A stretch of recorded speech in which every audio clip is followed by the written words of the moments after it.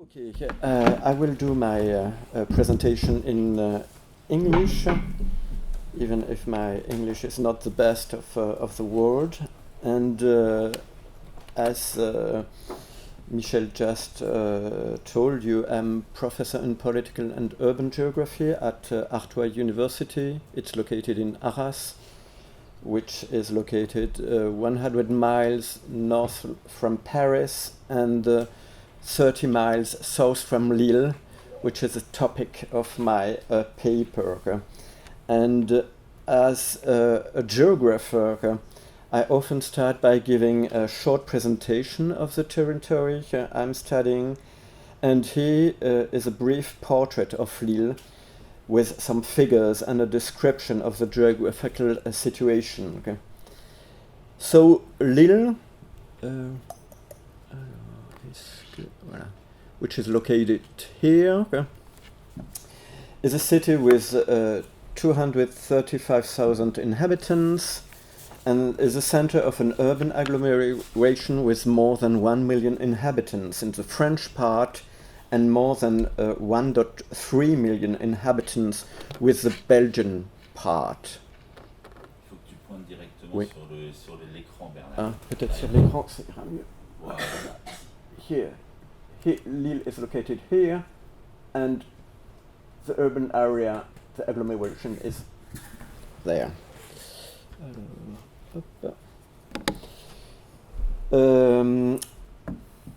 As you noticed, it is also located on a border, which is quite singular, because you only have a few large French cities close to borders. This is the case for Nice in South France, Strasbourg in the eastern part of France, and of course Lille. However, Lille is one of the most populated French cities after Paris. Moreover, it is located in a densely populated region, the Hauts-de-France, whose density is twice the national average. And it is also one of the closest large cities to Paris, only 220 kilometers away. So the aim of this paper is to give an overview of the challenges of its development and to identify some elements of the strategy of the political structure in charge of managing this agglomeration, the métropole européenne de Lille. So I have 4 parts, and the first one is a short description of some element of the economic trajectory of Lille. Because in fact, Lille experienced a strong industrial development during the 19th century, and this had an effect on the organization of the agglomeration. The development of the industry dates back to 1810-1820, and it is based on the transformation of wool. The region's spinning mills differed from other French regions, such as Alsace, which is specialized in cotton processing, and wool processing led to the appearance of other sectors of activities, such as dyeing, the manufacture of chemical products, but also the mechanical industry, production of machines. Lille was then a merchant city, which was also a military place with a citadel and fortifications surrounding the city. The particular of this industrial development is that it does not only concern Lille, but also Roubaix and Tourcoing. On this map of 1820, Roubaix and Tourcoing are located 1,000 kilometers northeast from Lille. There are very small towns at the beginning of the 19th century, but they had a strong demographic growth, and it is essentially based on the development of industry, which needs a workforce that comes from the surrounding countryside and particularly from neighboring Belgium, created in 1830.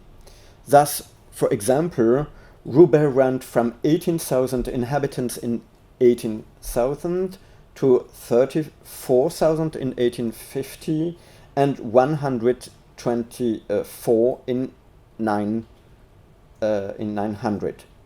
And at the beginning of the 20th century, there were 3 urban centers which gradually formed a single conurbation due to the expansion of urbanization.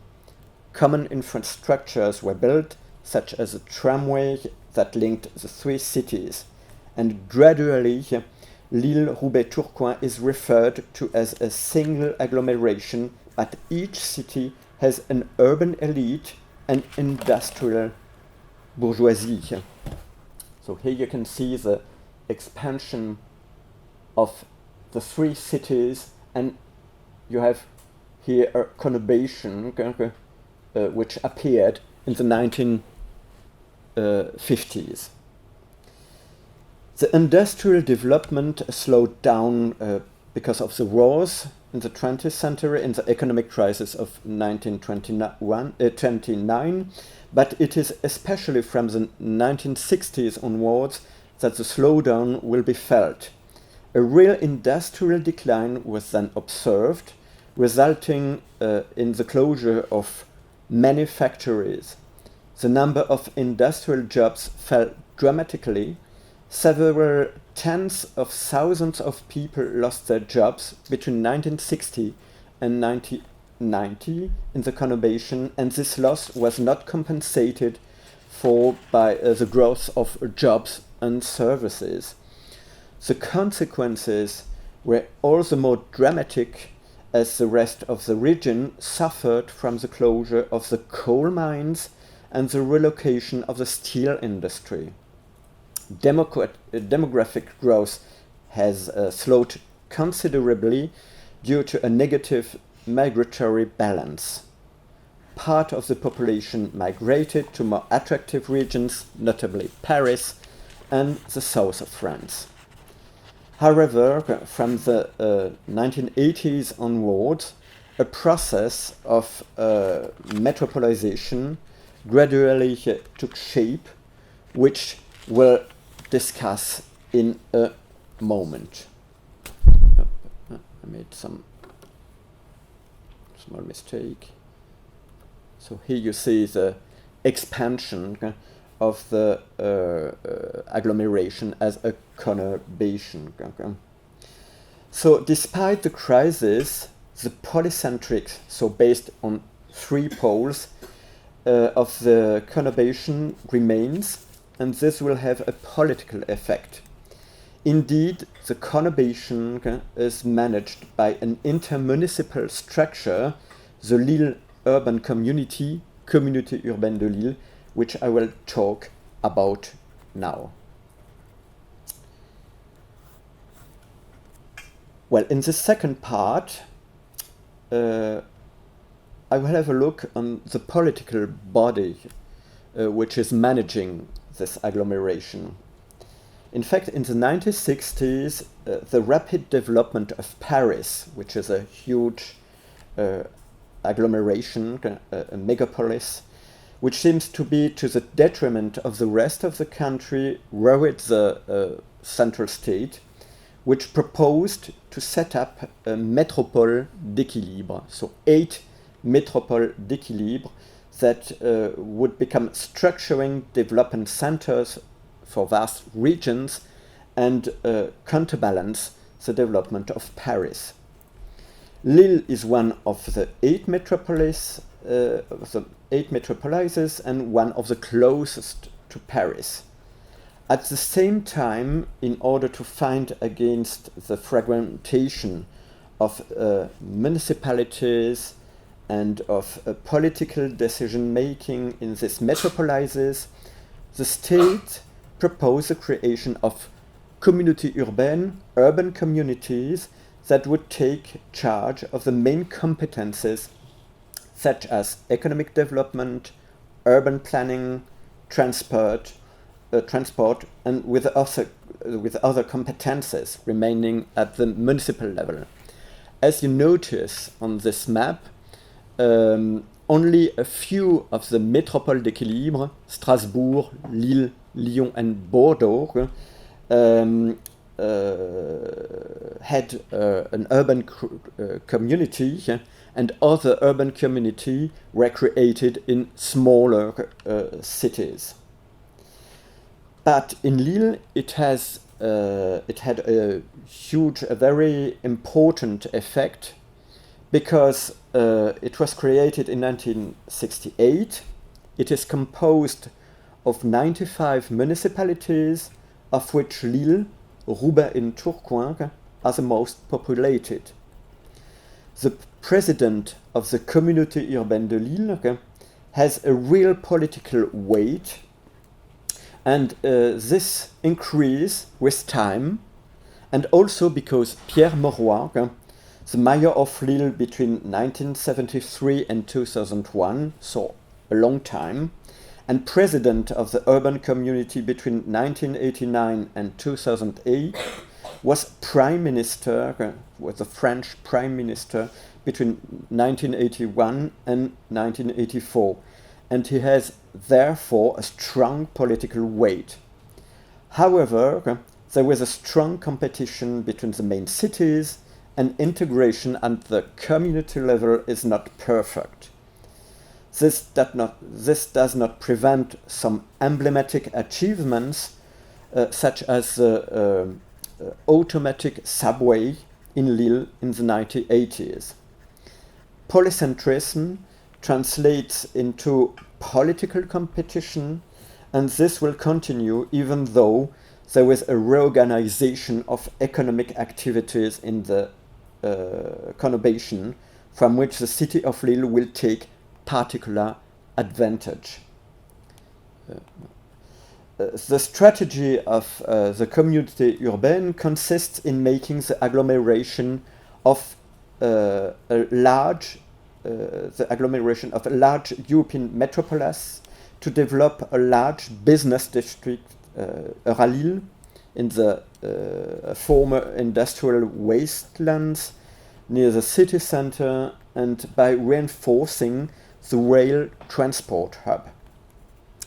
The construction of a high-speed train line between Paris and London prompted the Communauté urbaine and Pierre Mauroy to put pressure on the state so that the line would pass through Lille, which was not the case in the initial project, which was to bypass the city, so to have a direct relation between Paris and London and between Paris and Brussels. This victory appears as a turning point and allows to build the basis of a metropolis, which leads to a form of decentralization on the city of Lille to the detriment of Roubaix and Tourcoing, whose deprivation continues. Of an institutional level, the Communauté urbaine became the European metropolis of Lille in 2015 in a context of reconfiguration of territories in France. The state is thus proceeding with the withdrawing of the regions, the number of which is decreasing from 22 to 13. Nord-Pas-de-Calais and Picardy merged to become Hauts-de-France, a region that stretches from the shores to the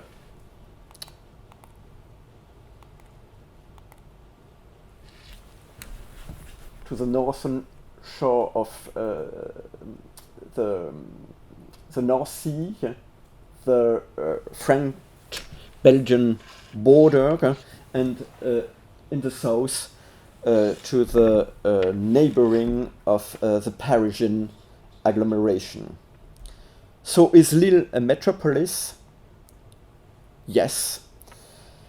If we take into account the four criteria proposed by Blotto-Vogel and Danielzik to define a metropolis: So to have an economic and political power, to be a center of innovation. Third, to be a traffic, transport and communication hub. And fourth, to have a symbolic and cultural weight. Lille is undeniably a metropolis, and it fulfills the criteria. The agglomeration is first home to some of France's major retail companies, such as Auchan, Decathlon, and Adeo, which owns in fact Leroy Merlin, the Leroy Merlin chain, as well as Bonduelle in the food industry and mail order companies such as La Redoute. Several industrialists specializing in textiles had indeed invested in the 1960s to reconvert the activities in the retail and industry, for instance. The head offices are not necessarily in Lille, as you see here on this memo, on the map. Most of them are located in the area of Roubaix and Tourcoing and its neighborhood, and the neighborhood. The creation of many jobs in knowledge-intensive services, in so skilled workers, also, even if it's real, was done at a slower pace than in other metropolises such as Nantes, Lille or Toulouse, and it was only around 2000 that the agglomeration started to have a positive job creation balance. Lille is also a transport and high-speed train transport hub. It is a stop on the Paris-London link and on the London-Brussels link. So Paris, London and London-Brussels, but in fact, but not between Brussels and Paris, because the high-speed train line passes a few kilometers to the east of the city without stopping there. This tunnel effect prevents Lille from having direct communications with cities in the Benelux, apart from Brussels, or in northern Germany. And Brussels, only 80 kilometers away, is a major rail hub of the region and has a major international airport. Third, Lille is a center of innovation, and this is reflected in the presence of a public university, the University of Lille, and a private university, Université Catholique de Lille, but compared, and you have many seats of these two universities in the city. Here you have the Université Catholique de Lille, and here several locations for the university, the public University of Lille. Compared to other French cities, as we will see in a moment, the number of the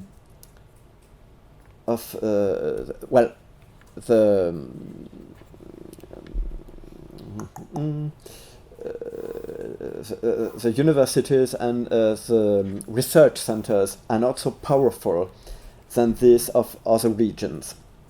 And finally, the last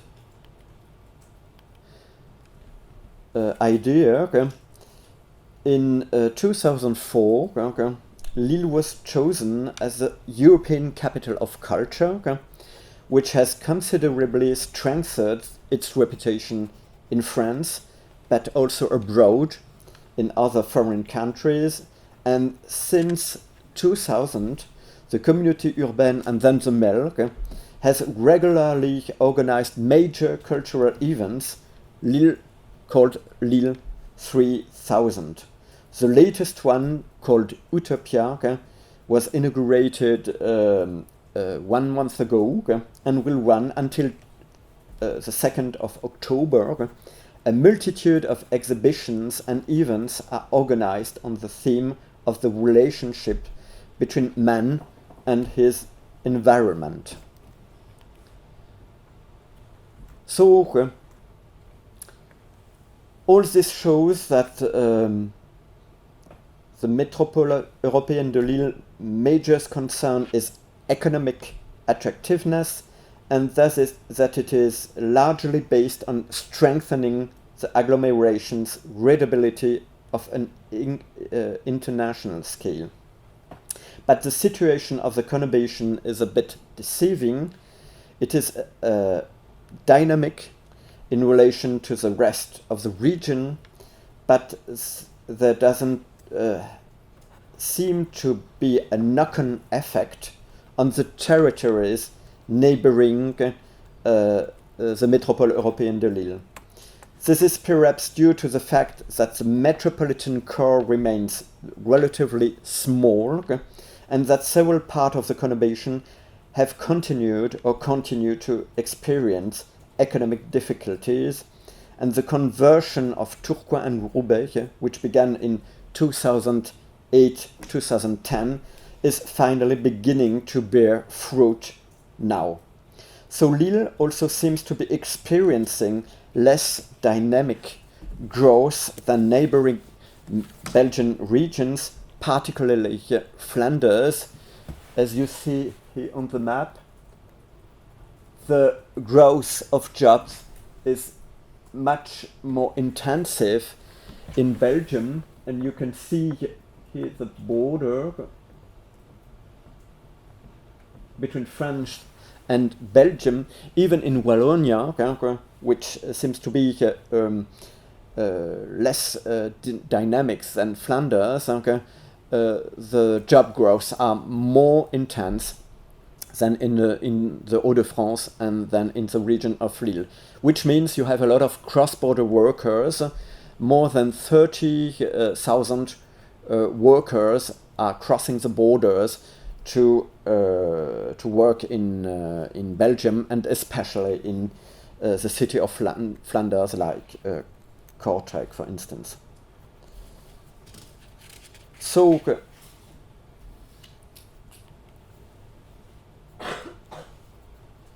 furthermore, the proximity to Paris, accessible in 1 hour by a high-speed train, is both an advantage, access to a world-class airport, pole or services, but it is also a city that is likely to attract talent and human resources.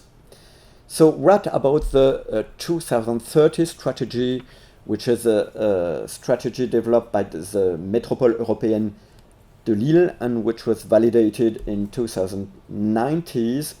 It is based on several scales.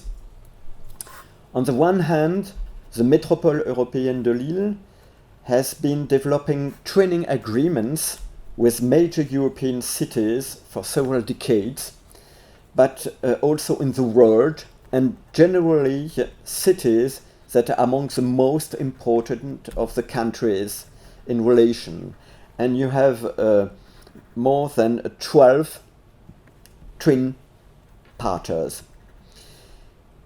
It is developed, these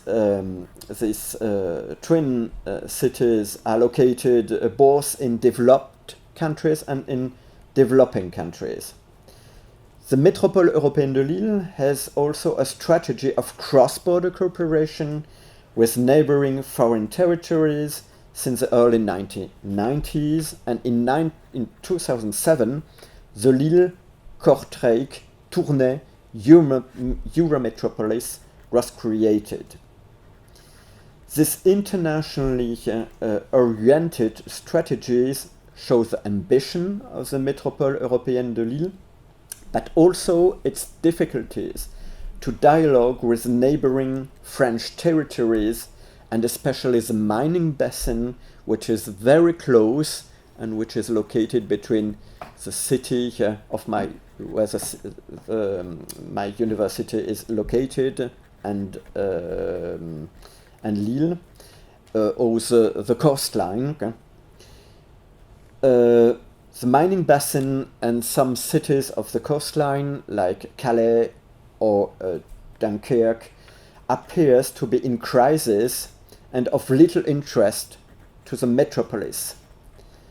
On the other hand, the Métropole Européenne de Lille seems to be a very powerful political institution with a budget of more than 2 billion and with a strong investment capacity and with nearly 5,000 employees, which is equivalent to the Hauts-de-France region. The amount of the budget and the numbers of employees are quite similar.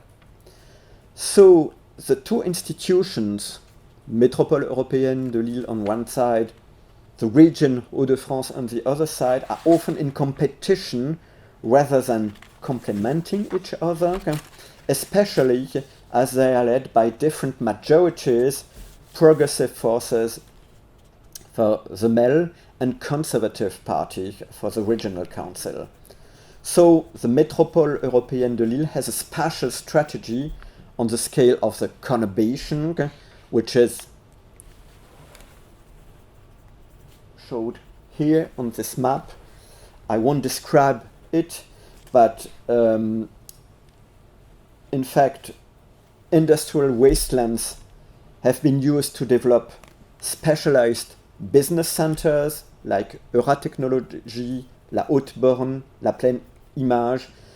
The first of these were built in Lille, so in the city of Lille, and in the neighboring municipalities in the 1990s, and more recently L'Union, which straddles Tourcoing and Roubaix and includes a center for advanced textile materials and an image center.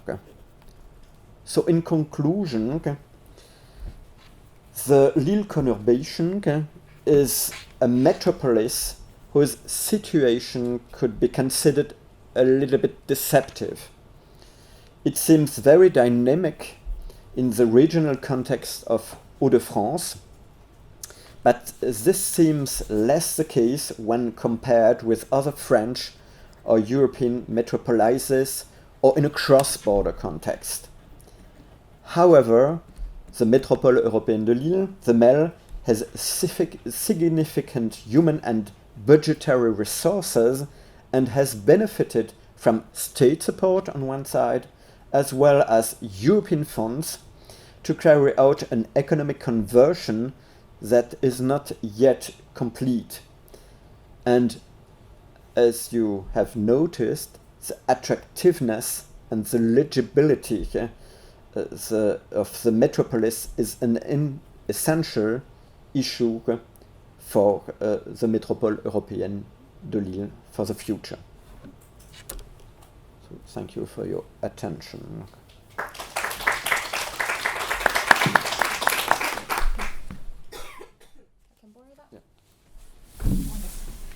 So I'm going to talk about the UK cities and the relationship with Europe, especially in the post-Brexit world. So since Brexit has been quite an event,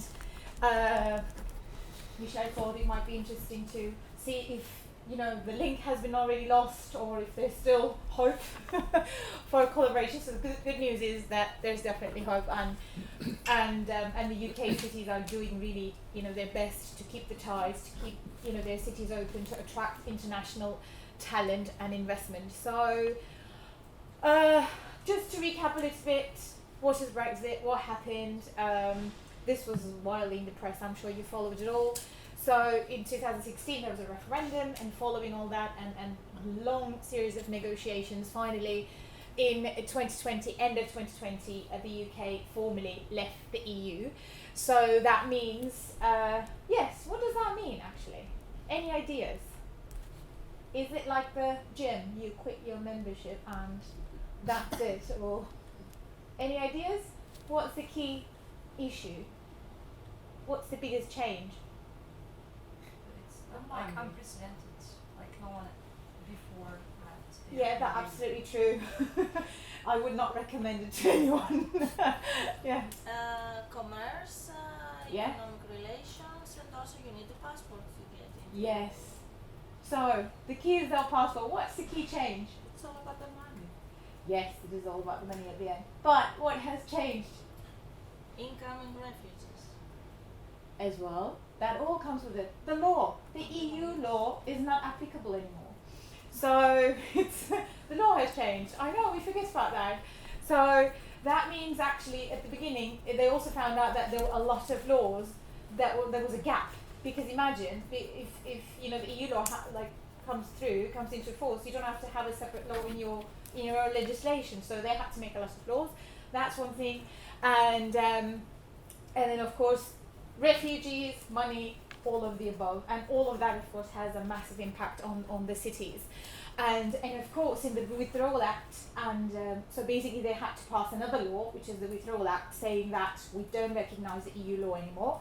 So, but after that, both sides also agreed that the citizens' rights would be protected. So the EU citizens living in the UK and the UK citizens living in the EU, and the big complication still is like with the Northern Ireland. So the whole UK came out of the single market, but the Northern Ireland stayed. So why is that a problem? So because Northern Ireland is officially a part of the UK, so the UK is a union itself, so it has actually 4 countries in it. So that's the historical, very complicated creation of the country. But basically, the UK constitutes of England, Wales, Northern Ireland, and Scotland. Scotland, Northern Ireland, and Wales and England, they're actually all autonomous in their own domestic politics and decision making, but they all obey the UK laws when it comes to international relations, which is the international trade, which is the defence policy. So that's why actually leaving the EU was a big issue, even though they're their own countries. However, Ireland and Northern Ireland, even though they're on the same island, the Northern Ireland is a part of the UK, Ireland is not, but Northern Ireland stays in the single market, but Ireland is the EU, and the rest of the UK left. So yes, I think, I don't know if you remember the enlargement days just before 2004 when 10 countries joined the EU. It took them like 10 years to get in, so they say also it takes you 10 years to get out. So we will all see what happens. So regions of the UK. So we should keep in mind that Scotland and Wales are actually their own country. We should consider them like that. So other than that, we've got 8 regions, and London is also considered as a region as well as the Greater London. But I'm going to give you some examples from different cities. I took London, Manchester and Birmingham as examples because they're very active in their international ties with the EU, and trying to do their best and get their voices heard. And I know that the next presenter will talk about Eurocities, and they're all very active in Eurocities as well. So very quickly, Greater London Authority is what we know the metropole of London. So it has 33 boroughs, and basically it's all of that. So obviously everything started in the middle city of London and then grew further. And maybe it has a very popular mayor. Maybe you've seen him, Sadiq Khan. He's been very vocal about the EU and Brexit, and London, staying open, welcoming international people, and of course the financial markets, right? So London is the center, the European centre of the financial institutions. So therefore, they have an office in Brussels. So I think this is a great example that even if you're not an EU country or EU city, you do need representation in Brussels. So why do you think it's important to have representation, an office in Brussels? Why do you even care? Because you're not EU anymore. Any ideas? There's still lots of economic activity that you want to conduct. Exactly, yes. And what do you want to attract? Investment. Exactly, and people. And And also, if you do trade and if you have any relations with another country, you make sure that you're aware of the laws and what's going on. And a little bit what we talked about on Monday, that also the companies need a representation. That's why countries have their embassies in other countries to follow what's going on in those countries. So with the same idea, so the Greater London Authority has their London office, and they try to stay keep like strong ties, and they actually include business and universities and NGO, all of them, try to help all of them, and of course the links with the Eurocities, and then helping the ties or keeping the ties with the other European regions.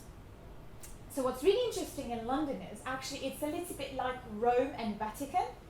So as you know, Vatican is actually a separate country. So we have a similar situation in London. So what we know, that what we call the City of London, which is Wall Street of New York, City of London. So it's the financial district, but it's not only that. They have their own government, and they have their own lawmaking, and they have their own mayor. And why do they have that? Because City of London is here, tiny. It's also, that's why it's known as the square mile. It's literally just a square mile, 1 mile each direction. So this is where the city started, and this is where actually all the traders started. And throughout the period, trade became very, very important in the city, and the traders started to build their guilds. And the guilds started having power and getting some special rights or freedoms from the crown, from the king, whoever the king was at that time. And they managed, every time the king and the ruler changed, they also kept those actually rights and freedoms. So that brought us to today, to the City of London with its own government, with its own mayor, and therefore also its own representation in Brussels, especially back in the days it was trade, and today of course it's financial markets. And it is very, very important that you follow what's going on in the regulations, because financial sector is a heavily regulated area, and especially after the 2008 crisis, the EU increased the regulation on that.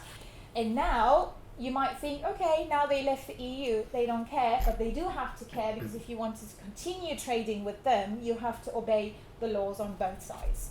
So therefore, they have their own office in Brussels, and then they try to develop relationships between the City of London and EU institutions, because they have to make sure that they know if something changed in the regulations, how this will impact actually a business that makes billions and billions of euros or pounds every year.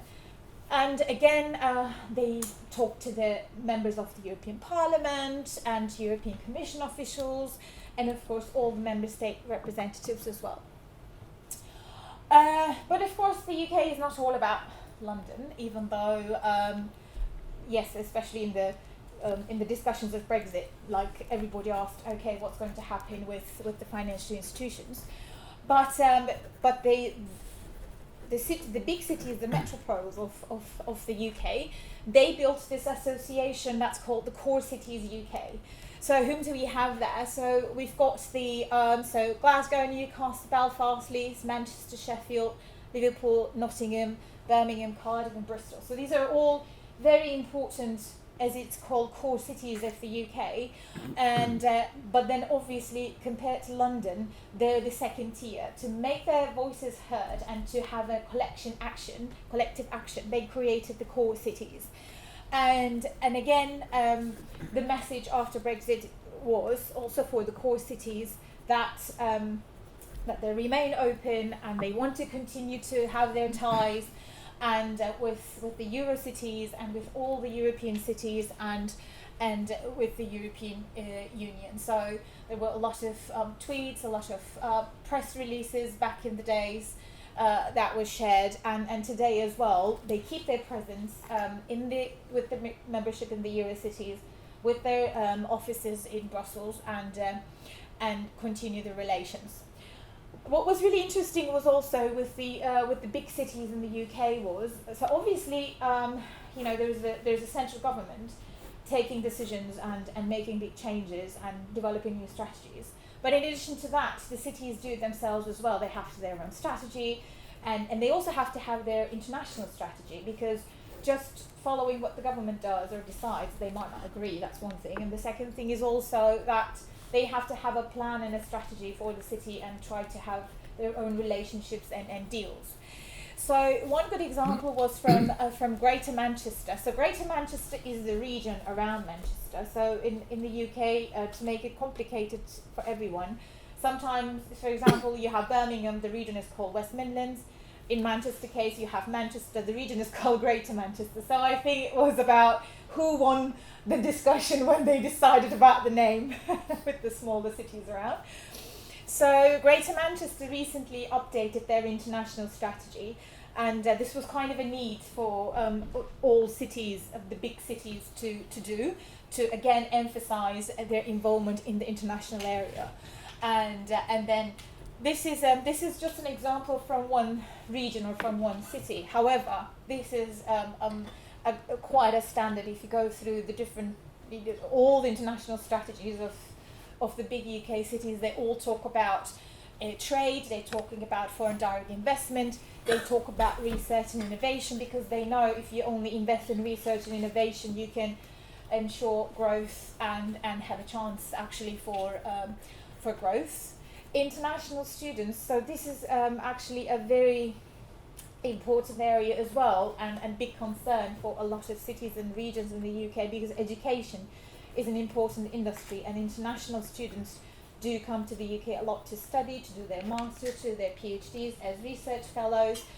Of course, getting out of Erasmus program is a big concern for universities, and now all EU students will also be considered as overseas international students, so the fees will go up, even though they used to pay less fees, tuition fees, like the UK students. So therefore, the regions and the cities have to sit and think, what can we do to make sure that there's still interest for our universities, and because international students mean also additional investment and an opportunity for the local economy, basically. And as we see that, again, this is directly taken from the strategy, they always make a reference about Brexit, so now the official language in the UK, especially with the government, is, so Brexit is not something negative that happened to us. It's a new opportunity, so it's a new beginning. So, believe it or not. And so there's even a new department, actually, like a new ministry. It's called Brexit Opportunities, and there's a new minister. So yes, we'll see what will happen. But we see that following that jargon, you see it in the strategies of the cities and the regions as well, that they want to also pursue all the new opportunities and of course keep the ties with the EU as well, and the global competitiveness of the UK metropoles, and again, this is a typical jargon from the UK government, post-Brexit world. It's the global Britain. So how do we deliver global Britain altogether? Because so finally we're unleashed and go out to the world and do our best. So another example is Birmingham. So again, it's a city that's been very active with its international partnerships and again an office in Europe and the membership in Eurocities. So as you will see, they have partner cities all over the world, and especially in Europe, it's Lyon, Frankfurt, Leipzig, Milan, and then of course in the US and China and South Africa they have some partner cities as well, and they have also a lot of collaborations. They were very active with with EU funding and EU projects, being a part of a big network, and therefore now the key challenge is to keep that and to keep the momentum and those relationships.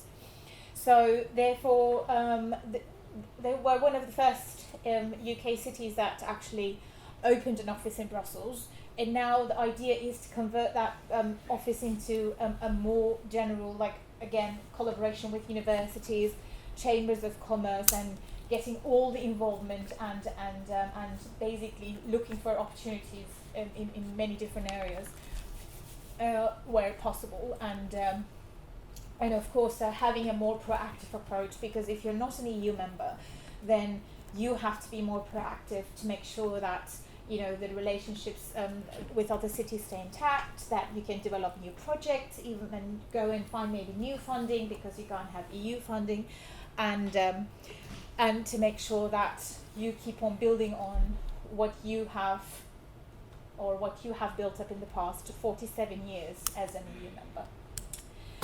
And then here, actually, for many UK cities, the Norway and Switzerland were the great inspiration. So they really looked at what they do and a little bit copied them, because they were great European examples, even though they're in the single market and Schengen area, etc. So there are complications or some differences. But however, being in Europe but not being a member state, how do you manage that relationship with the EU and the EU cities?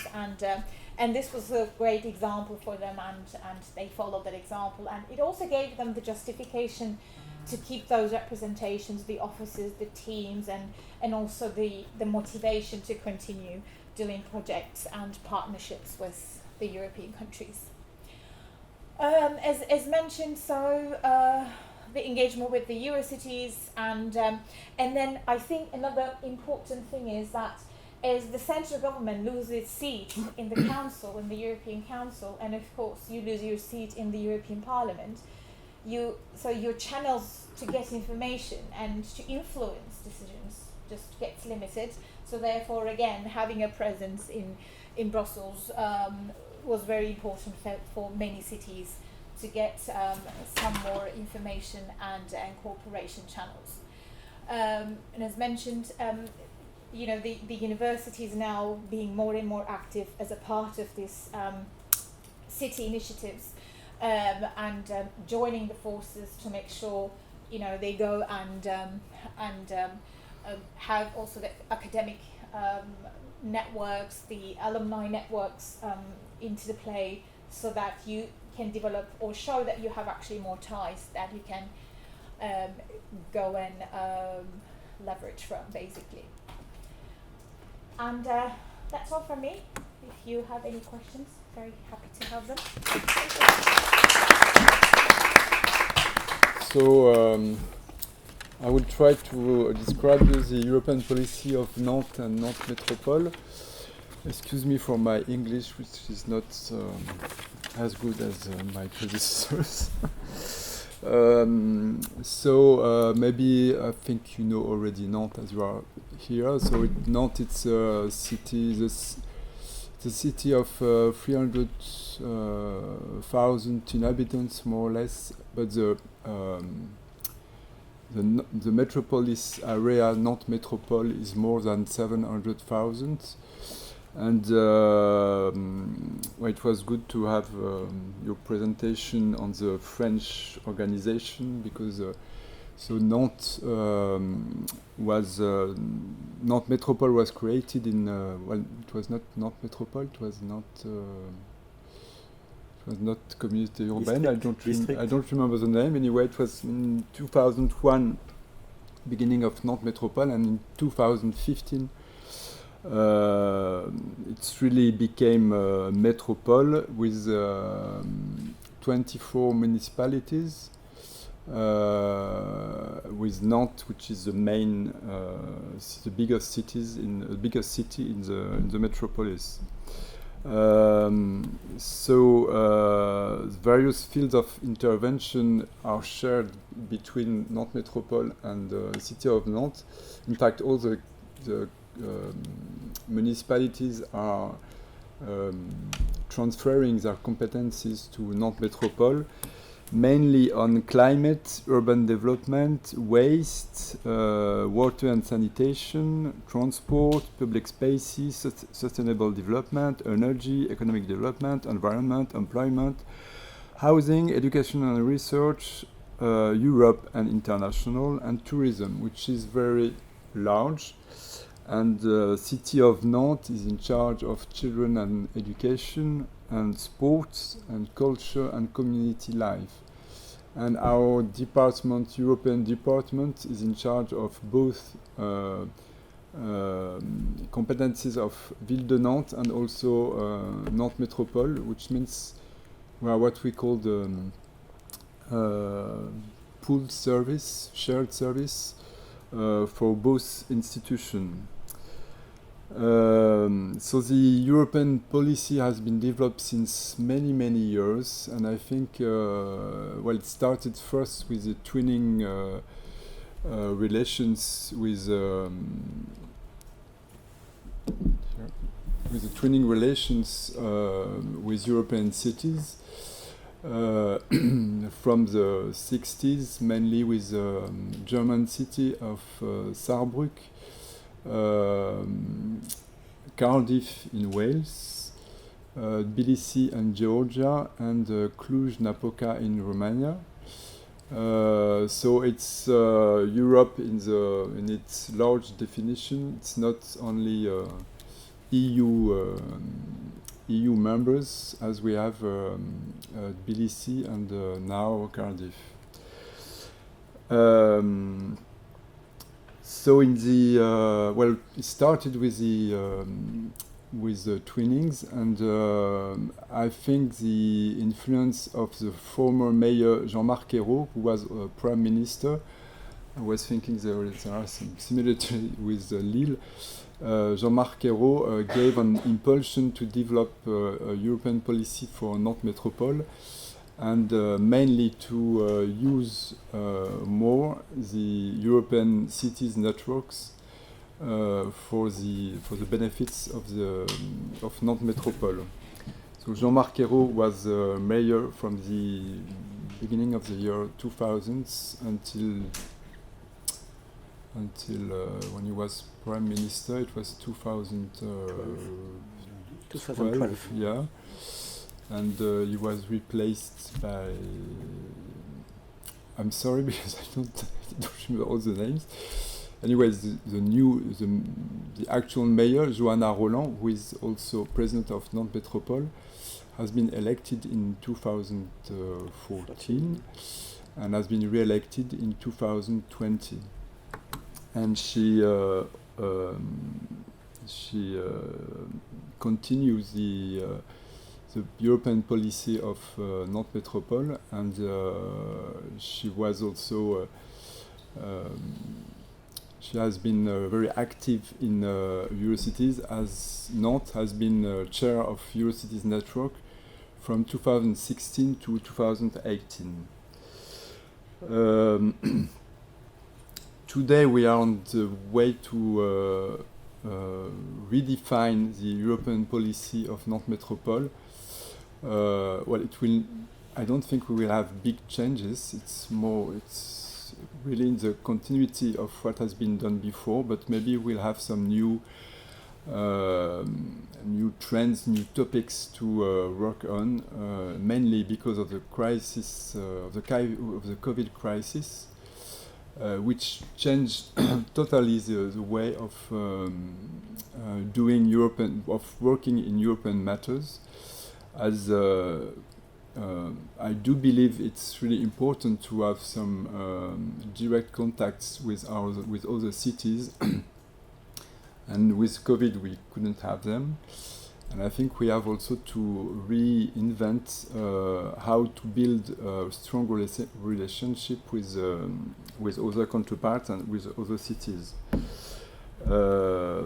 And we had also in 2020, because of COVID, we had some delay in the election. And here in Nantes, Johanna Roland and her team had decided after the election to consult the population to adapt their program to the new situation followed by the COVID crisis. And we are now on the process to have the public policies defined, which means that during 2 years we were a little bit in a kind of no man's land with continuity of what was done and what could be done. But anyway, the European policy was quite successful because, one of the result of the European policy was also to be awarded European Capital of Innovation in 2020. So it was just before COVID and during COVID crisis. So we couldn't capitalize as much as we wished about this prize, because we wanted to organize a big event on innovation, Nantes Innovation Forum, which was supposed to be really a big European event, and because of COVID we had to make it online, which was anyway a big event, but it's not the same. And we are today thinking of capitalizing on those awards, which is quite interesting for us. And Nantes is the only city in Europe which has been awarded European Capital of Innovation and Green Capital in 2013, which also shows the implication on Nantes on European fields. As 2014 European Green Capital, well, this year it's Grenoble, the second French city awarded by Green Capital, and 2020 European Capital of Innovation. So the European policy in Nantes, we are used to present it in two aspects: what we call Europe in Nantes and Nantes in Europe, which is quite easy to remember. So Nantes in Europe, it's mainly investing cities network. It's twinnings, developing twinnings relationship, and funding, how to get some funding for Nantes. So for us to be active on the European aspect, it's to mainly to accelerate transitions and achieve the strategic objectives of Nantes Metropole, mainly in employment and economic development, in the ecological transition, and this recent year is becoming more and more important, on equality and social cohesion, on democratic transition, and on cultural dynamism. For democratic transition, here in Nantes, we are very proud of what we call the Grand Débat. It's a great debate, I don't know how to say in English, which are a participative approach to involve inhabitants in significant topics for Nantes. So we had three great debates, one on the River Loire, how to use it, how to better exploit it for the city. We had one on energy transition, and the last one was on the silver economy and how to better integrate aging people in the city. And because of this great debate and this democratic participative approach, it was the main asset we had in our candidacy for the European Capital of Innovation, and that's why we got the prize on our process and know-how on the democratic and participative approach. So for the European policy, our ambitions are four. First, it's to raise the profile of Nantes on the European scene. If you talk about Nantes to somebody from Finland or Bulgaria or I don't know where, it's not a very well-known city, so it's how to raise our image and how to make Nantes better known in Europe.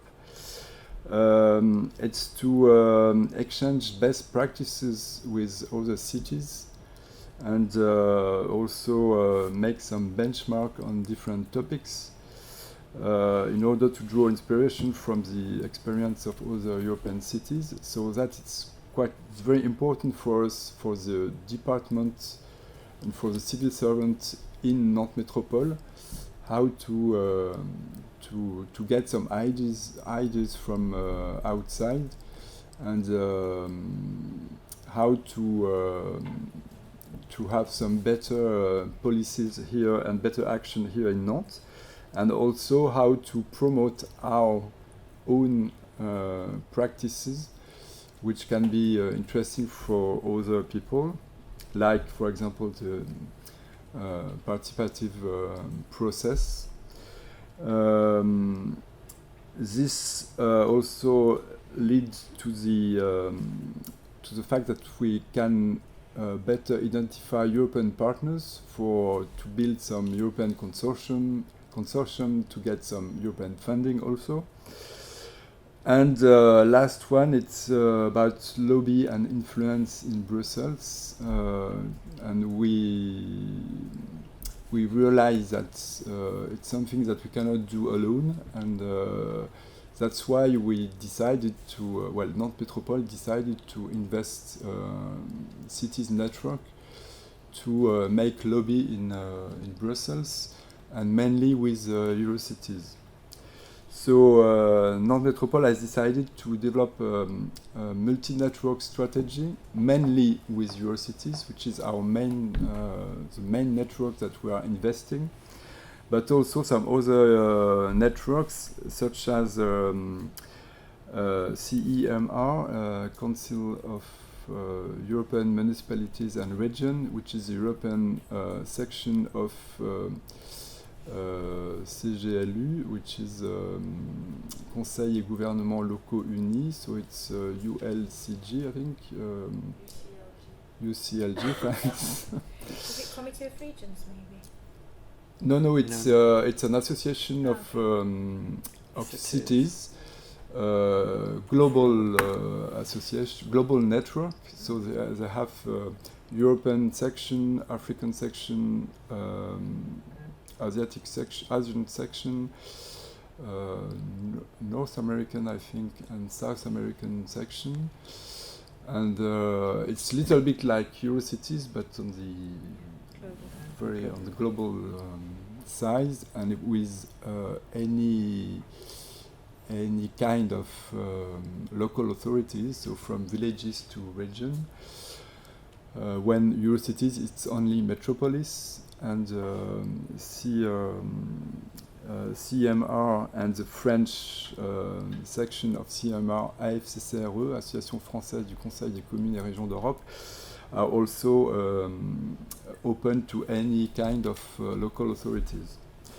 We are also involved in other environment network like ICLEI, Energy Cities, in which we are a member of the executive board, and the Climate Alliance, and also some thematic networks such as ICANN, which is Ideas and Knowledge European Network. It's in fact the network of the European Capital of Innovation and the candidates for the European Capital of Innovation. And also the network of European Green Capitals, which is a network which is not really organized, but which exists anyway. And also we are participating to a special network called SGI Europe, which is a network of the public services enterprises.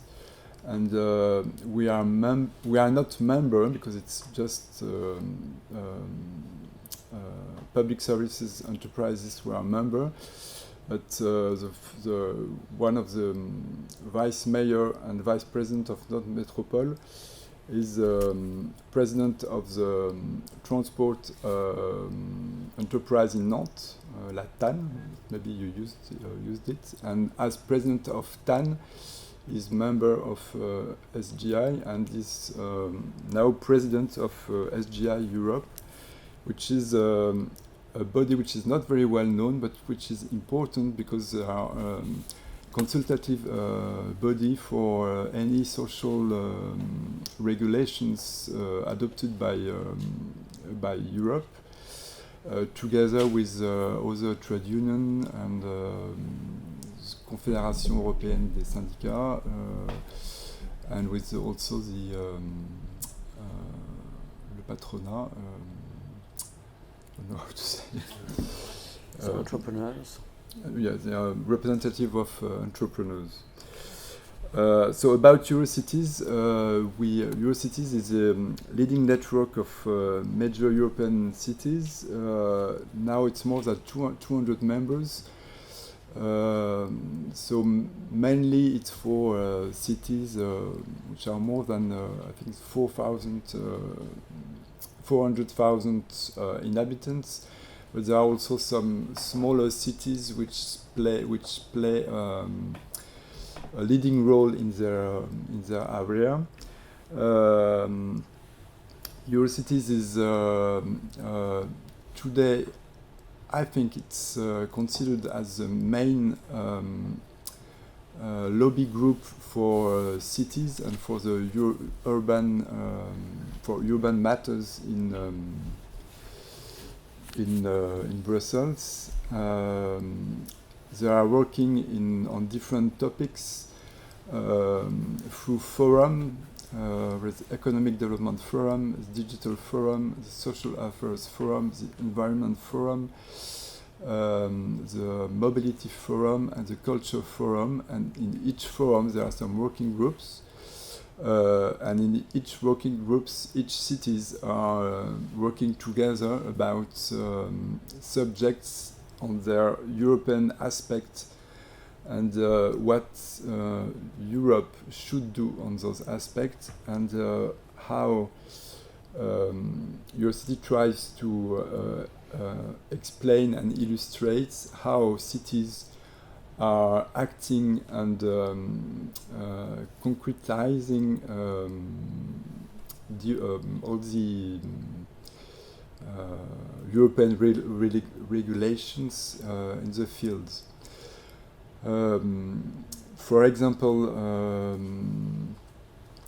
we in Nantes are chairing the working group on creative citizenship, which is on participation, and through this working group we also send some information to the European institutions to tell them that on the ground in cities actions are undertaken, and we have some lessons to share, we have some experience to share, and European Commission and European legislation has to take into consideration all those aspects. Also for us, being in Eurocities is very important to have access to other cities in order to build consortia for European projects, and it's also very important for us to be with them because for any funding opportunities. For us, we don't have an office in Brussels. We are thinking that our office, in fact, it's Eurocities. There is a staff of 60 persons, very expert in their fields, and we don't think we have to have somebody in Brussels to defend our interests. We are thinking that Eurocities is doing it very well, and with a very strong expertise. We are a member of the executive committees since I think 2008, 2010, so it's quite a long time. I think we will be kicked off one day or another. Anyway, we are in the executive committee, which is composed of 12 cities. Some capital cities like Stockholm, Tallinn in Estonia, Warsaw, and other cities like Leipzig, Ghent in Belgium, Rotterdam, Florence in Italy, which is today's president of Eurocities, Oslo in Norway, and Birmingham was member of the executive committee. But because of Brexit, Eurocities changed its statutes to allow one city of non-member of a non-member state to be able to sit to be part of the executive committee. So Birmingham was member until last year, and we had some election, and Oslo won the seat. So it was for us a loss because we had a very good connection with Birmingham, and I think, as you showed, they are doing very good job on European matters, but we are still in contact with them anyway. And so being in the executive committee allows us also to have access to some high general director in the European Commission, to commissioner also, and to direct relations with commissioner. And one example which was interesting for us was the recent initiative of the European Commission to develop what they called missions, cities missions, on different topics, asking different cities and experts to prepare some recommendation for the Commission to develop some new programs on various topics. And for us, Eurocities was involved in the mission cities on climate neutral cities, which led to the launch of call for cities to select 100 climate neutral cities, climate neutral and smart cities, which allows those 100 cities to receive some expertise from European Commissions to go to reach the objective of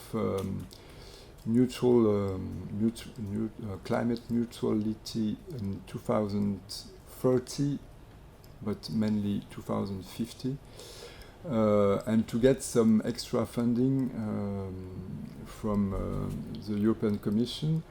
So we have been selected as climate neutral cities with 100 other cities, and all this work has been done since I think it started now 2 years ago, and we were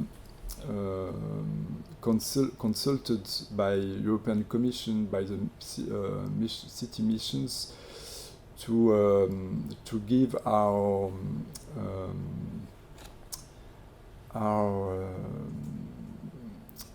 remarks and what we want to achieve in order to build this new program and to have influence in this new program.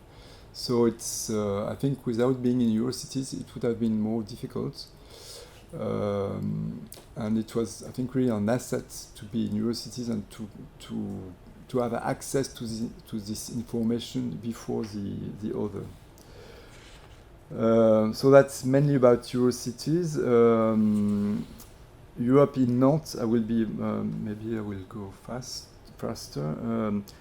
We are trying to. Our objective is to promote the openness of the people of Nantes to Europe and the understanding of the European major issues, and also to benefit from project accelerator thanks to European funding.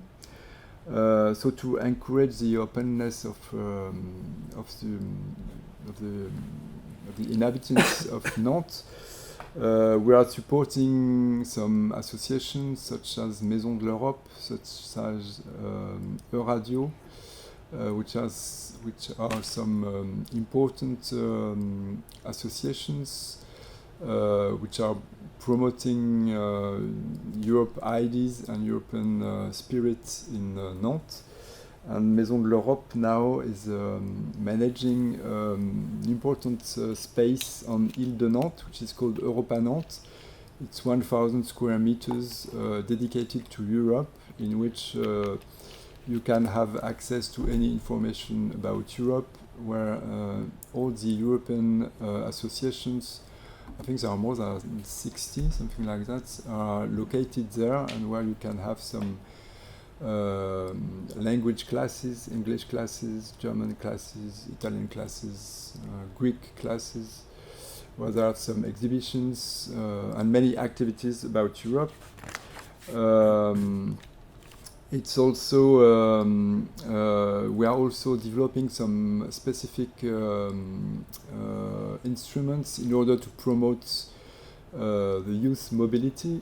We just finished an event called Nantes Creative Generation, in which we are bringing in Nantes more than 60 young people from all over Europe in order to help them to build some project on European citizenship. And we are supporting also some events such as Geopolitik, which is an event end of September about geopolitics with many conferences with various specialists on geopolitics topics. And also, so the second aspect for us, it's to have access to European funding. So I told you about the climate neutral cities, but we are also trying to get as much as we can European funding for Nantes Métropole itself. So we have some experts who are in charge of looking for any information for funding, and we are also in charge of building and writing the proposal for various European programs. So for the period 2014-2020, we succeeded to get around 9 million euros of European funding under the Horizon 2020 program, but also LIFE program, UIA, Urban Initiative Action Program. Also about around with the URBAC program. The last URBAC project we had was about corporate social responsibility. And various programs for the metropolises. So we are still working to develop the position of Nantes in Europe and the awareness of Europe in Nantes. 2022 was specific because of the French presidency of the European Union, in which we tried to develop a larger program on Europe, but mainly we decided to assist to launch a call for local associations to have a program on Europe during the first semester. We had the non-creative generations that we couldn't had because of COVID during 2 years. So for us, it was really important and really good. We really would like to develop twinning events and twinning activities. And Cardiff, with which the relation was not so intense the last few years, now with Brexit, they are really coming back and they are really wishing to have more action and to have more links with us and with Europe. So that's really important. And we do think that we have to be more and more active on European funding watch, what we call the Veille Européenne, I don't know exactly the name, European watch, to get more funding and to be more and more involved in in European networks in which we do believe that it's here that we can make the difference on the on European influence to defend the urban model of Europe.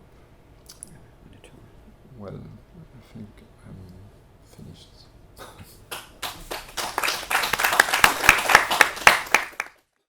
Donc si vous avez des questions, n'hésitez pas. Lorraine, peut-être, tu en avais une? Alors oui, c'est au nom de notre équipe qui travaille sur Pays de la coopération internationale. Je ne sais pas si c'est le cas de Monsieur D, je ne sais pas si vous serez là après, mais on traite le cas de Pays de la coopération internationale qui s'interroge en tout cas sur la pertinence de devenir aussi identifiable comme un acteur de la coopération européenne. Et ma première question, c'est déjà sur la dimension extra-européenne, notamment en matière de solidarité. Dans quelle mesure est-ce que vous êtes actif dans le réseau Pays de la coopération internationale? Et ensuite, sur la dimension européenne, Nantes Métropole a une certaine vision de sa coopération européenne. Est-ce que vous pensez que, notamment, le réseau Pays de la coopération internationale est un échelon intéressant pour vous, pour cette dimension européenne de vos actions, ou est-ce que vous préfériez notamment garder la main sur ces dynamiques-là, parce que vous avez vos objectifs bien précis en ce qui concerne la coopération européenne? Ok. Je réponds en français ou en... En français, du coup, sur le réseau Pays de la Loire Coopération Internationale, moi, je ne le connais pas bien parce que, du coup, j'aurais peut-être dû en parler. Au niveau donc de Nantes Métropole, il y a une direction Europe et internationale dans lequel il y a le service Europe et le service Coopération internationale. Et donc, c'est le service Coopération internationale qui est en relation avec le réseau Pays de la Loire Coopération internationale. Pour tout vous dire, je ne sais pas exactement quel est le degré d'implication de Nantes Métropole dans ce réseau. Je devrais le savoir, mais je ne m'en suis jamais préoccupé en fait.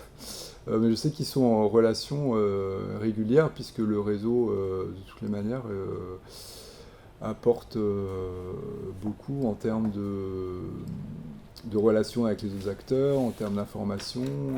Donc je sais que mes collègues sont en lien avec eux, mais je suis incapable de dire à quel niveau.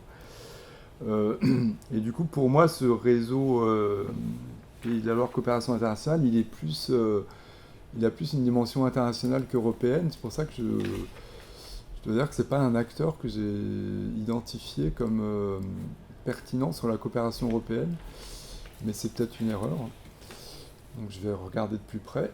Et par contre, on est en relation avec le service Europe de la région, et avec ce que la région a monté qui s'appelle le Hub Europe, qui rassemble les chargés de mission Europe des différents acteurs du territoire, notamment des universités, mais pas que, des pôles de compétitivité. Voilà, on est aussi en relation avec eux au travers du Hub Europe. Et on s'est posé la question de la participation de Nantes au bureau de la région Pays de la Loire à Bruxelles, qui est une question qui est de nouveau posée auprès des élus, qui pour l'instant n'a pas été tranchée, et sur lequel on pense que ça pourrait être complémentaire de Eurocities, mais comme je disais, nous, l'investissement sur Eurocities, on considère que c'est un peu notre bureau, quoi. Donc, voilà. Et c'est vrai que c'est un point important, peut-être aussi pour le groupe qui travaille sur l'aval, cette existence d'une représentation régionale à Bruxelles, qui peut être un relais pour un certain nombre de villes et d'acteurs régionaux, peut-être de plus petite taille finalement, mais qui ont besoin aussi de ce relais. Vous avez vu que c'était un point important également pour les villes britanniques, d'être en liaison avec Bruxelles, et cette question de la représentation à Bruxelles des intérêts des villes est une question très importante. Juste pour compléter, c'était pour dire que eux-mêmes, ils se posent la question justement de l'identification de leur part comme acteurs de la coopération européenne. Donc, c'est pas étonnant que vous n'ayez pas pensé, parce qu'eux, ils s'interrogent actuellement là-dessus. Et c'est un peu notre mission cette semaine à voir, est-ce que c'est pertinent d'être identifié comme un acteur de la coopération européenne. C'était juste pour ramener le contexte de la question. Et notamment, ils s'y interrogent dans le contexte actuelle, on va dire de la guerre en Ukraine, des réfugiés en Europe, etc., ils se demandent si eux, en tant qu'acteurs finalement de la solidarité internationale, pourraient également peut-être s'investir en Europe pour des actions également, en faisant valoir finalement des compétences et une expertise qui seraient peut-être différentes. Donc ils se posent cette question-là. Mais peut-être qu'on pourrait aussi interroger votre collègue, comment s'appelle-t-elle ? Mélanie Laudriac. Mélanie Laudriac, je vais essayer de la joindre pour voir si on peut la contacter directement, peut-être, pour qu'elle nous réponde là-dessus, parce que normalement c'est elle qui fait ce contact-là. Peut-être qu'elle pourrait aussi avoir... Après, c'est vrai que la question de l'Ukraine, la région a mis en place des réunions assez régulières, février, mars, avril, je crois que la dernière était en mai, avec les différents acteurs et notamment les différentes villes de la région pour échanger sur ce qui se passait sur les territoires. Et c'est vrai que le réseau multi-acteurs était présent, était même presque animateur, enfin co-animateur avec la région là-dessus, et que la question d'Ukraine, c'est vrai elle nous pose, elle pose question, quoi, parce que elle pose au-delà de l'aspect de fond, mais sur l'aspect de forme. Est-ce que c'est au service Europe de suivre ce qui se passe avec l'Ukraine, ou est-ce que c'est au service international, sachant que l'Ukraine n'est pas encore dans l'Europe, et bon, mais bon. Oui, puis se posent peut-être des questions sur l'Ukraine qui sont habituellement finalement traitées, toutes les questions de gestion de conflit, pourquoi pas de retour un jour à la paix et autres, qui sont souvent d'ailleurs traitées non pas par les acteurs qui s'intéressent à l'Union européenne, mais plutôt par les acteurs qui habituellement travaillent avec d'autres pays du monde, et notamment des pays du Sud qui connaissent ce type de conflit.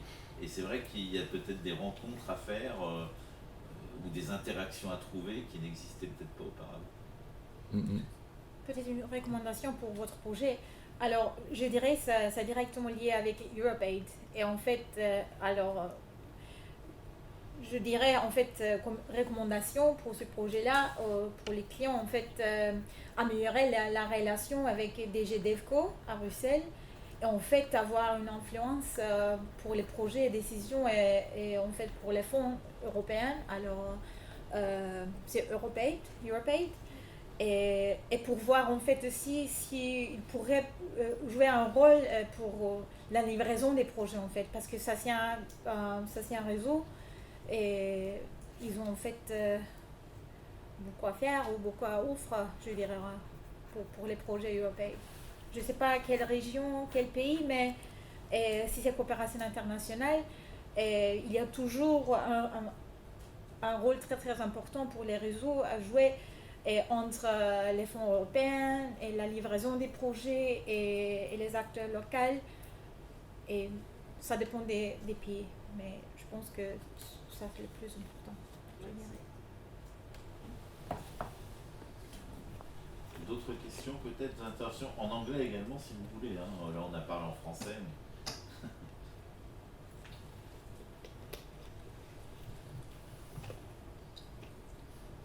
Moi, je voudrais creuser une chose. Parce que Ange-Guépin dit la première marche, c'est d'avoir un bureau à Bruxelles. Oui. La réponse de Nantes, c'est de dire pas du tout. Il faut être dans un réseau puissant. Alors, comment on fait à Lille? Alors qu'on a Bruxelles à 80 km, comment on fait? Et qu'est-ce qui explique cette différence de manière de faire? Alors, comment on fait à Lille, peut-être, Bernard, tu sais? Alors oui, à Lille, oui, ils ont changé leur stratégie il y a quelques années, vers 2018-2019. En fait, auparavant, ils étaient insérés dans des réseaux, et là, ils ont ouvert une représentation directe à Bruxelles, alors que ce n'est qu'à une demi-heure, enfin 35 minutes en TGV. Parce qu'ils se sont rendus compte, pour une raison très simple, c'est qu'ils se sont rendus compte, a priori, ils se sont rendus compte qu'ils peuvent avoir une relation beaucoup plus directe, ils peuvent faire plus facilement du lobbying et tirer plus d'informations directement. Alors je ne sais pas s'ils le maintiennent encore, ici ça va perdurer, mais en tout cas c'est le discours qu'on m'avait tenu. Mon expérience là-dessus, c'est que j'ai des grands doutes. Je vais expliquer pourquoi. La région ici a un bureau à Bruxelles. Moi j'y vais tous les ans, même parfois plusieurs fois. On fait rien à 2 ou 3 personnes, à part transmettre de l'information qui circule à Bruxelles vers la région. On fait rien en termes de travail d'influence. Ça se situe à un niveau en dessous. S'il y a des programmes lancés sur de la coopération etc., finalement, c'est des spécialistes de la question européenne dans l'université qui sont capables de le faire. Pas à l'échelle de la région, pas à l'échelle de la métropole. Et ça vaut pour chacun des secteurs. Donc la représentation pertinente n'est pas nécessairement à l'échelle de la ville ou de la région. Elle est plutôt fonctionnellement dans chacun des secteurs. Sinon, c'est des bureaux de transfert d'informations. Le lobbying sur place est quand même limité dans ces cas. Et c'est vrai qu'il se pose beaucoup de questions. Moi, j'y suis allé au bureau de Bruxelles avec mes étudiants au mois de décembre. Et il se pose beaucoup de questions aussi sur les conséquences de l'épidémie et de la Covid. Parce que finalement, tout l'intérêt de ces bureaux qui était la mise en connaissance des acteurs locaux, parce que c'est vrai qu'il y a le transfert d'informations, mais il y a aussi la mise en connaissance, en connaître les personnes. Les gens de la représentation des Pays de la Loire à Bruxelles m'ont dit que pendant 2 ans, ils avaient tout fait en visioconférence. Et finalement, ils s'interrogent des ans en disant, finalement, si on avait été à Nantes, on aurait fait la même chose. Et est-ce qu'ils vont recréer les mêmes liens post-Covid ? Est-ce que finalement les représentations de ce type vont travailler, est-ce qu'on va avoir un retour en arrière à ce qui se faisait avant, ou est-ce qu'on va travailler différemment ? Et c'est vrai que c'est la question que vous posiez, c'est-à-dire ces politiques, finalement, qu'est-ce qu'elles vont devenir après le Covid ? Et la mise à distance, si j'ose dire, a quand même beaucoup de conséquences sur le travail à échelle européenne et internationale. Et c'est quand même des questions. Alors, je ne sais pas si, par exemple, en Angleterre, on a travaillé là-dessus, sur ces questions de comment être toujours influent en post-Covid, en fait. C'est peut-être aussi une question intéressante que vous avez soulevée. Et post-Brexit. Et post-Brexit. Ouais, c'est ça. Mais en fait, pour Bruxelles, je suis sûre que ça va revenir. Alors, parce que c'est toujours comme ça. Alors, avec les politiciens, avec la politique et les décisions, il faut avoir toujours des conversations informelles, c'est ça. Et en fait, et c'est pour ça que c'est important d'être là et présent et à Bruxelles. Mais bon, et ça dépend aussi de comment vous structurez votre équipe et votre bureau. Alors ça c'est important aussi. Alors pour quelques bureaux, c'est vraiment seulement pour transférer des informations. Pour les autres, c'est en fait d'être un peu plus proactif. Parfois, il y a un campagne de lobbying. Ça vraiment dépend du client, de la ville et ce qu'ils veulent en fait avoir de ce projet-là. Je pourrais peut-être ajouter 2 choses. J'étais membre d'un jury de thèse l'année dernière de géographie qui portait sur les réseaux de villes à l'échelle européenne et à l'échelle mondiale, de Ninon Brio, quoi. Et donc qui a fait en partie sa thèse quand même dans un contexte Covid. Et en fait, un des éléments sur lesquels elle a insisté, c'est l'importance des événements, quoi, qui permettent aux gens de se rencontrer. Et que la rencontre face à face, justement, permet des rencontres informelles et d'échanger notamment des informations parfois qui sont stratégiques, quoi. Je pense que sa thèse doit être accessible en ligne. Et la deuxième chose, moi j'avais commencé à travailler quand j'étais en étudiant de maîtrise sur les questions d'accessibilité. Et on nous avait à Strasbourg, à l'université de Strasbourg. Et l'un des premiers articles scientifiques que j'ai lu, c'est un article de Hegerstrand, qui est un géographe des années, qui a beaucoup publié dans les années 50 et 60, et qui montrait à quel point, dans un contexte de développement des communications par téléphone, les rencontres en face à face étaient hyper stratégiques. Parce que et donc, je pense que c'est toujours valable actuellement. Il y a des informations que l'on arrive à communiquer, y compris sur le plan émotif, que l'on peut faire quand on est en face à face. Et je vois les rencontres que j'ai eues récemment avec des collègues que je n'avais pas vus pendant 2 ans. Il y a toute une série de choses aussi qui passent peut-être plus facilement par ces canaux-là.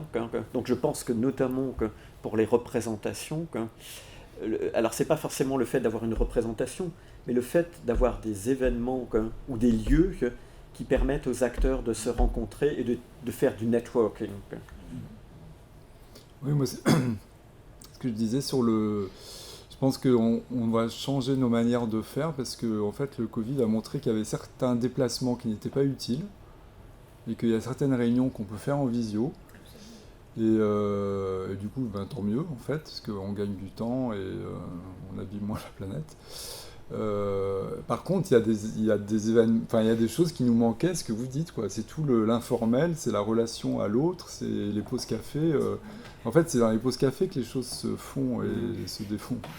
Donc, et on peut pas les faire en ligne. Donc, je pense on va sélectionner les. Enfin, c'est pour ça que maintenant, il va falloir être beaucoup plus, entre guillemets, beaucoup plus fort et beaucoup plus. Il va falloir se rendre attractif pour que nos collègues se déplacent sur un événement et qu'ils y trouvent suffisamment d'intérêt pour la rencontre physique, parce qu'ils savent qu'ils vont rencontrer, je sais pas, tous leurs collègues, plus des nouveaux, et qu'ils vont faire du lien, quoi. Et je pense que c'est vrai, il n'y a plus les mêmes événements. Par contre, ils sont hyper importants. La culture, la convivialité. Ouais. La convivialité, ça reste peut-être encore plus pour les Français. Mais non, je crois pour tout le monde. Ça, parce que la question de la présence et de la rencontre, si on transporte le sujet vers la question commerciale, par exemple, on pourra travailler là-dessus, c'est très différent. C'est-à-dire que autant quand on travaille avec l'Espagne, le Portugal, l'Italie, il faut de la présence physique. Et on ne peut pas faire tellement à distance, autant quand on travaille avec l'Allemagne, la présence physique ne sert à rien. Ça, je suis pas persuadé. Pas non plus. Et ça peut-être moins, mais ça peut-être pas. Moi, je pense que ça... Un bon diplomate dirait que rien ne vaut le contact. Au commerce, il y a des cadres, etc., qui sont établis, donc c'est un peu différent. Nous, par exemple, j'ai oublié d'en parler, on a un partenariat particulier avec la ville de Hambourg. C'est pas un jumelage, c'est un partenariat sur projet, sur des actions spécifiques, qui est assez récent. Et ça fait 3 ans qu'on essaye de signer une convention, enfin 3 ou 2 ans, je ne sais plus, qu'on essaye de signer une convention, on n'y arrive pas. Et là, la secrétaire d'État aux affaires européennes de la ville de Hambourg, donc c'est son titre, est venue au moment de NCG, donc il y a 15 jours. Et elle est revenue à Hambourg. On a rencontré les services de Hambourg à l'Assemblée générale de Eurocities après. Les services de Hambourg nous ont dit que, bon voilà, ça y est, depuis qu'elle est venue, elle veut qu'il y ait plus de projets avec Nantes. Elle veut signer l'accord avant la fin du mois de juin. Donc les choses ont accéléré, quoi. Le fait de voir des grues dans le paysage. Non, mais c'est vrai. Oui. Je ne sais pas si vous avez connaissez le projet Hafen City à Hambourg. Bonjour, merci beaucoup pour vos présentations. Moi, je suis grecque. En Grèce, on n'a pas de métropole. Par exemple, à mon île, je viens de l'île de Lesbos, à la mer Égée. Au passé, on avait des municipalités à chaque village. Maintenant, on a seulement 2 municipalités pour une très grande île de 80 000 citoyens. C'est la ville toute seule. Au contraire, maintenant, la discussion créée des métropoles a commencé. Présentez-vous l'exemple des métropoles comme un meilleur exemple dont on doit imiter si on participe au gouvernement local ou pas? Ce sont les métropoles effectives.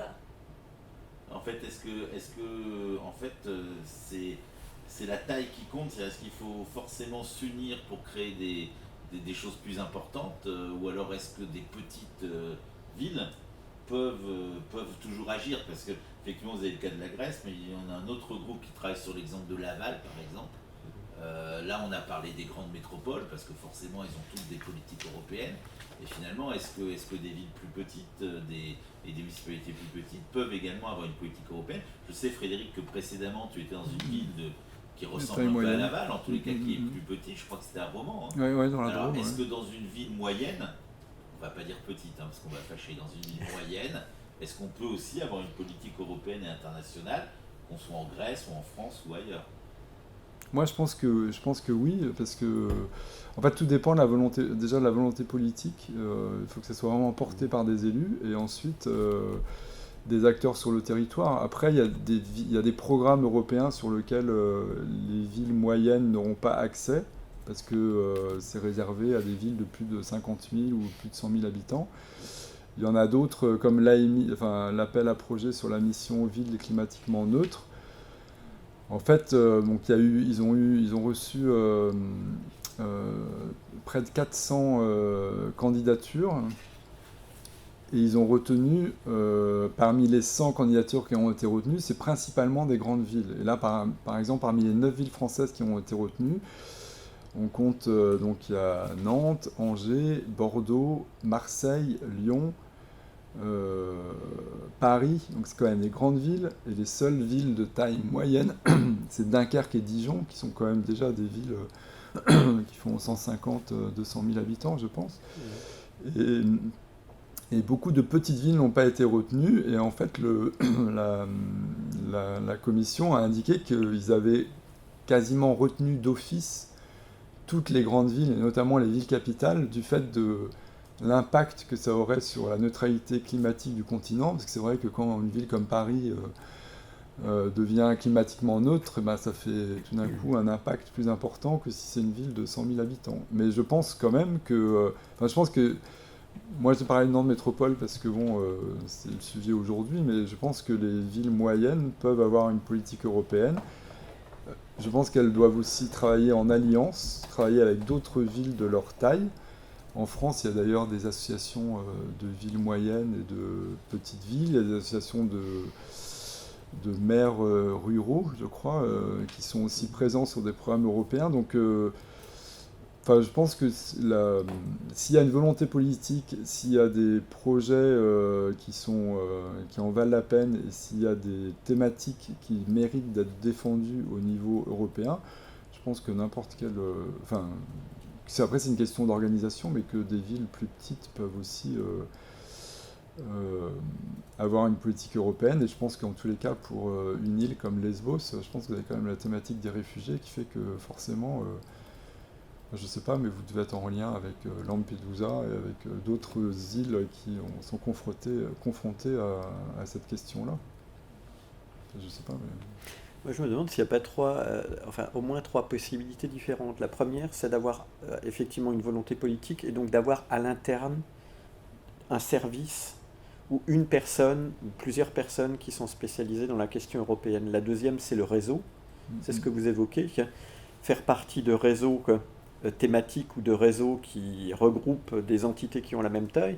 Puis il y a une troisième possibilité peut-être qui serait plus d'ordre territorial, c'est est-ce qu'il existe à l'intérieur du territoire, par exemple la région, est-ce que la région a une politique active et qui permet, est-ce qu'on peut s'appuyer sur les services régionaux, parce que là il peut y avoir une concentration effectivement de gens compétents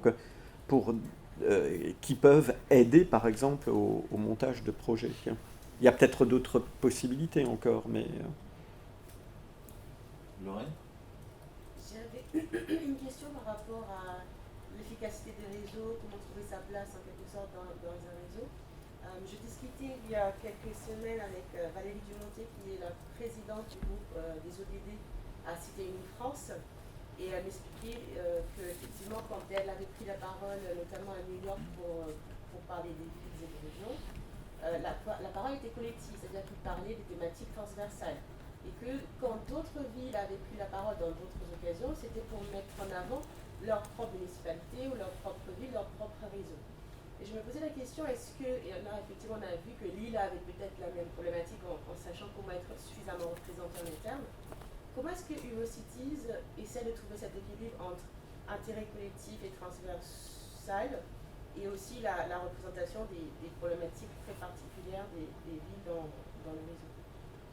Eurocities, ils ont une position, ils défendent l'ensemble des villes, des métropoles européennes. Donc ils ne font pas de distinguo. Ils ne vont pas dire... quand il y a une prise de position de Eurocities, c'est au nom de l'ensemble des membres, et c'est pas Nantes Métropole ou c'est pas Rotterdam. Et ils font très attention à ça parce que ils ne veulent pas non plus que... je pense que ça serait ingérable pour eux de mettre en avant certaines métropoles plutôt que d'autres. Après, il y a des sujets qui vont concerner certaines métropoles et d'autres non. Je ne sais pas, les villes portuaires, toute ville n'est pas portuaire. Il y a une prise de position autour de de Airbnb et de la restriction de ce type d'hébergement pour protéger les centres-villes, pour protéger les habitants, etc. Là, c'est vrai qu'il y a eu une espèce de pool, il y a eu un groupe de villes qui se sont exprimés. Ça a été appuyé par Eurocities, mais je ne pense pas que c'était une déclaration vraiment de Eurocities. Donc après, ça dépend en fait en fonction de l'action des villes. Mais normalement, Eurocities défendent une position commune, et les positions communes sont justement travaillées dans les groupes de travail de Eurocities en interne, et après sont soumises au bureau exécutif qui va valider ou non la prise de position, qui va être ensuite publiée et transmise aux instances européennes pour justement faire ce travail de lobby, quoi. Donc il y a vraiment une négociation interne qui exige aussi Ouais. la présence dans ces groupes de travail Complètement. de Ouais. représentants politiques ou techniques qui vont être présents pour défendre Ouais. les intérêts. Et j'imagine qu'en fonction des groupes, on s'investit plus ou moins en fonction des politiques. Ouais, après, il y a par exemple, bon, il doit y avoir une quarantaine de groupes de travail, donc on ne peut pas les suivre tous.